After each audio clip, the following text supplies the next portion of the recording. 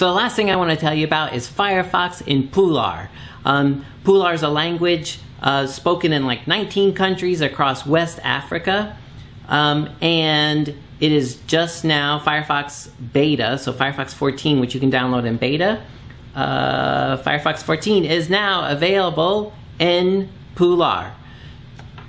Very, very cool. So, Ibrahima, who is the sumo localizer, wanted me to tell people about this because it's a really big deal. And you know, you can help localize. He's working on it, localizing sumo articles, so people have help when they get to use Firefox in Pulaar. So I wanted to end with this: Musebe Fulbe, Firefox kon onanje, Anjarama. Boy, I hope I said that right. Thanks, and I'll talk to you later.